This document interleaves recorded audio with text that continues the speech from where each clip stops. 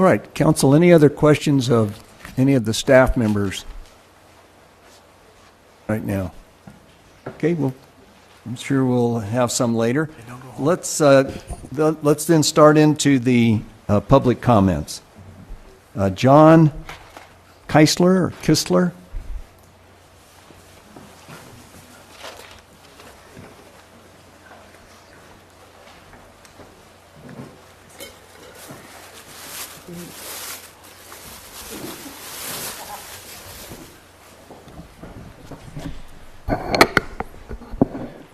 Mayor Neighbors, City Council. Thanks for letting me speak for just a moment. I've been thinking about this possible bag ban for a little while, and I have some serious concerns about it. First of all, I'd like to say I consider myself an environmentalist. I think many of us here do. And honestly, nothing upsets me more than to be driving down the road and see trash on the side of the road, be it a paper bag, a plastic bag, or a paper cup.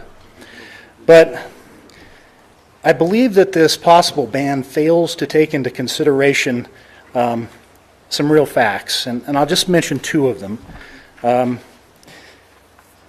First of all, I've frequently heard, and here tonight, these bags called single-use bags. And I believe that's the farthest thing from the truth. In fact, I used a bag tonight as my waterproof briefcase.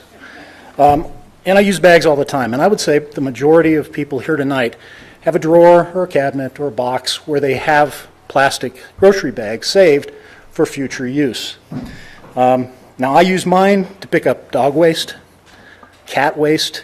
I use it for lining my bathroom trash cans. In fact, I purchased trash cans specifically to be able to use these bags again. There's a lot of uses. My point is that if I don't have access to these bags, I'm going to have to buy plastic bags anyway. I'm going to have to buy them to line my trash can, to pick up the dog waste, and a host of other things. Now, it's going to increase my personal cost. Maybe that's not that much. But those bags, the ones that I purchase in a box at the store, those are single-use bags. These are not. They're multiple-use bags. And to top that off, they're rather thin. They don't weigh nearly as much as the ones I'm going to buy in the grocery store. And so the net effect on the environment as far as use of materials is much less. The second point I'd like to make here is that I believe this is actually about personal freedom. Now, I choose to use these bags when I take my groceries home from the grocery store. That's my choice. I do that for several reasons. One, it's convenient. But also it's based on my personal vision of what's environmentally sound. I reuse them. Others will choose to use a paper bag or a cloth bag, and that's their choice. And they probably do it in good conscience. However, there are certain types of cloth bags or reusable bags that are different than others. And some of these are not environmentally friendly. And I think there's a lot of evidence on the internet that you can look up for that. So in concluding, I'd just simply like to say, I think it's important that we look at things from the standpoint of what we're trying to achieve and not just to feel good about being green. Thank you. Okay, thank you. Rosanna Cruz.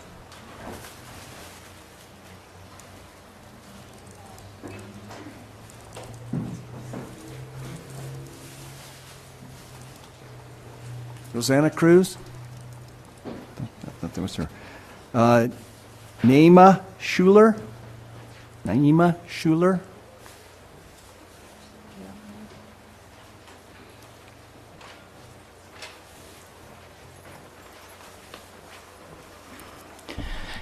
I haven't been at this podium for about 10 years. This is exciting. Thank you so much. You did a great job on my name.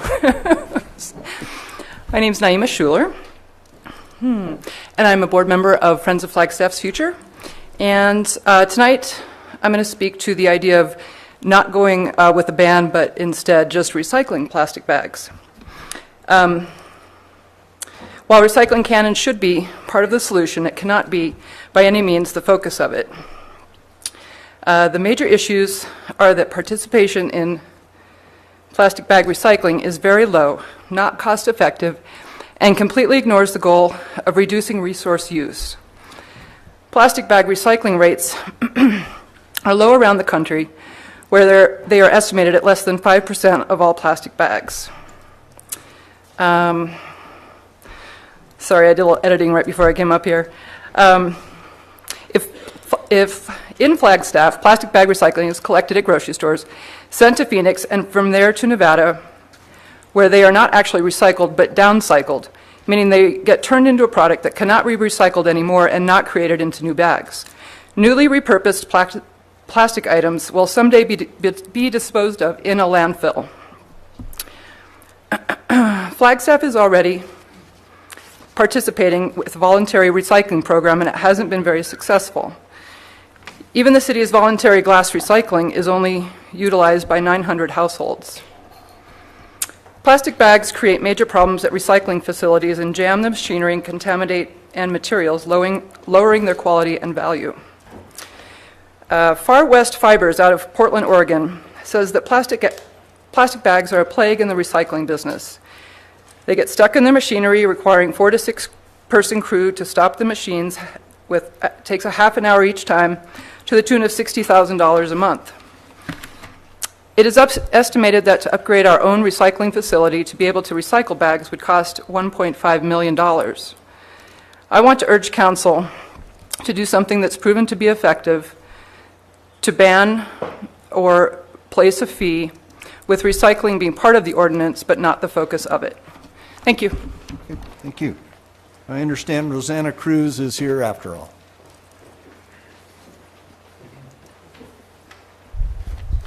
Good evening, Mayor, Council. Forgive me, I forgot about the time delay out there. But I would like to address an argument which claims bag bans negatively affect the poor. Not only is this type of argument a form of prejudice, implying that people with less money are not concerned about the environment and the beauty of our town, but actually the reverse is true. Low-income consumers get hit harder by both the cost of bags currently embedded in the price of food and by taxes in the form of costs to clean up litter. With appropriate support, such as what we have here in Flagstaff, a bag ban would not only not negatively affect low-income families, but it could actually aid them. And single-use plastic grocery bags aren't really free. Grocers recoup the estimated 2 to 5 to even 9 cents they pay per plastic bag by increasing the price of groceries, meaning that we are all supplementing costs of other shoppers' plastic bags. As stores begin to see more and more savings from bag bans and reduced bag distribution costs, they are expected to pass these savings on and lower product prices to the consumers. In addition, if we lower the cost of cleanup to taxpayers, we can hopefully use that revenue to invest in programs that support lower-income families. Also, the City of Flagstaff Sustainability Program distributed over 11,000 reusable bags in the community. The Ban the Bag Coalition is organizing and setting up bag banks where bags can be acquired for free, with Friends of Flagstaff's Future hosting free workshops teaching families how to repurpose old t-shirts into reusable bags and acquiring reusable bags from thrift stores, washing and sanitizing them, and making them available for free at community locations including libraries and the food center. Safeway already donated thousands of free reusable bags, and other grocery stores, businesses, and reusable bag distributors are following suit. Recognizing this can be a great promotional opportunity for them. Finally, Flagstaff can follow a few other bag bans and excluding shoppers with food stamps from fees at stores if we want to opt for the fee option. So the reality is there will be enough reusable bags in Flagstaff for every family. Thank you. Okay, thank you. Ruben Abeda?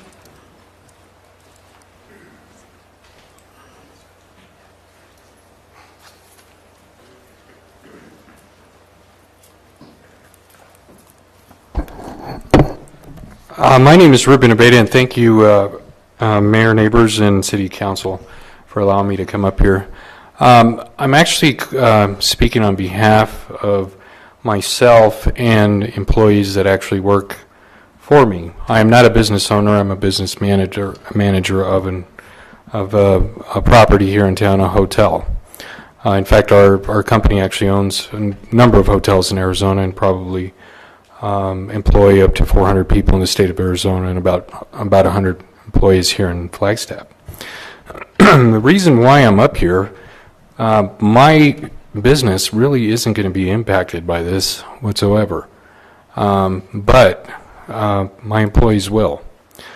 I am happy to say that my employees are paid way above the minimum wage. In fact, where they are paid as well as a lot of these cities that really want to impose maybe higher minimum wages or whatnot. So we do pay our employees quite a bit. Given that, they still struggle. They still struggle here in town. Some of them take the bus transit. Some of them don't have vehicles. They ride their bike in the snow. They get to work any way possible that they can. Something like this may be small in terms of cost. But every time we impose something like this, it adds that cost and it keeps going and going and going. I've lived in Flagstaff for 16 years total. I went on hiatus for about 12 years and I came back. And I love Flagstaff. And I'm here and I'm probably going to be staying here for quite a while. Some of the things that really concern me about the facts that we have, one is 8% of the plastics that are out there, if I have my numbers correct, are these particular bags we're talking about. That seems like a little bit of a small number to deal with. It seems like the bigger 92, where is the other 92% of these plastics, and how are they dealt with? Technology right now cannot be done, but technology changes, as you folks know, within 6 months or so. There may be a point in time where everything can be taken care of. I understand how business works. If fees are imposed on them, and they may try to pass that on to the consumer. And if that's the case, that goes to the employee that I have that's trying to make their ends meet. They're on the bus. They go to the grocery store on the bus. How are they going to carry their goods on the bus? 150 cities out there have actually considered this or have actually put in place these. I think I saw 10 of these examples in this presentation. But are there any negative ones out of 150? Were there any? I saw a positive. So I think I would like to maybe encourage all of you to take a look and see what the negative ones were. So anyway, in closing, thank you very much. Right. Thank you. Maureen Hinn.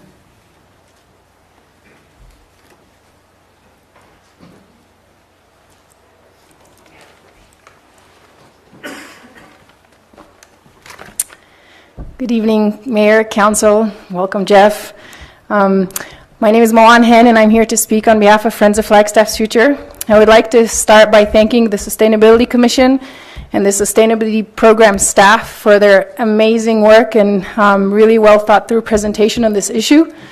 I also want to thank everyone who came here tonight. It's really inspiring to see so many people here, and I'm really proud to be part of this community. Friends of Flagstaff's Future has been very proactive about the plastic bag problem over the past few years with reusable bag making workshops, trail cleanups, research about other ordinances, and more recently, a bag ban business survey. You will hear more about details about each one of these from different speakers. I'm here tonight as part of a coalition that includes Friends of the Rio, NAU Green Jack, Sierra Club, Speak Up, NAU campus and community-based action teams, and others who support the adoption of an effective ordinance. With over 172 ordinances in the U.S. alone, we have data on what is effective to limit plastic bags. We also know what isn't. We also have information about the positive economic impacts created by bag ordinances.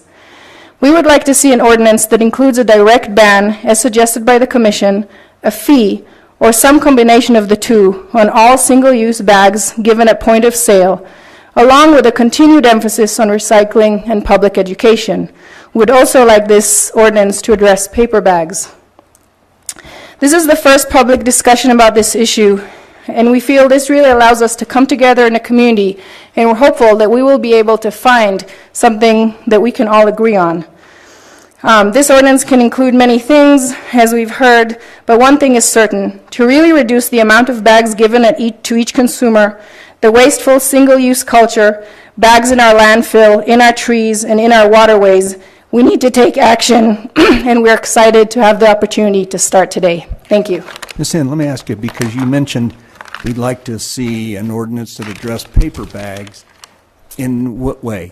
to ban paper bags or a fee on paper bags? Sure, and there's many, examples out there, some of which Nicole addressed, that we're not just addressing, the use of single-use plastic bags, but for example, we're including what kind of paper we would like to see, such as, high-content recycled paper, or maybe a ban on plastic and a fee on paper, etc. So we would like to see us at least address paper, so we're not replacing one problem with another, and we'll find ourselves here in a couple of years trying to address the issues caused by paper. So, Okay, all right, thank you. thank you.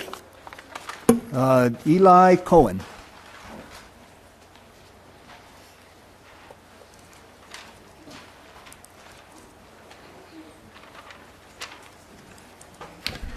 Good evening, City Council staff.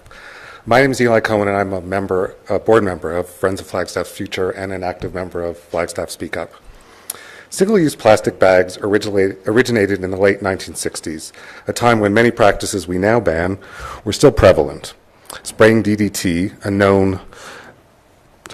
I edited this, unfortunately, as well at the same time. A known carcinogen on agricultural fields was encouraged. Smoking was allowed in public places, even hospitals and schools. But with a growing body of knowledge, we changed that. We now have information about limited resources, limited landfill space, the lifespan of a bag, the toxic chemicals that go into producing one, the cost to taxpayers to clean up, and finally, the cost to consumers to, quote-unquote, purchase these, quote-unquote, free bags. When we started taking similar action to limit smoking, some businesses thought they would go under. Consumers threatened to sue. But now, less than 15 years later, after cigarette bans and taxes, bars are still around and doing quite well. Revenue from tobacco taxes fund important health-related programs, and there's been a significant reduction in the number of smokers, which was the point of the ban in the first place. As for DDT, we learned of its detrimental health effects, and we no longer use it for spraying food. This is what we do when we live in a community. We eliminate identified harms. How exactly is it anyone's right to receive a free bag, which is of course not even free, since we pay for it through our consumer dollars and taxes and healthcare and environmental costs? So, please let's remember what we are trying to achieve here, which is reducing plastic bag use, evaluating this goal in context, looking at the economics, and of course, learning from other legislation that was effective shows that we should move forward and support an ordinance to achieve the reduction of these harmful bags. Thank you. Okay, thank you. Rob Wilson?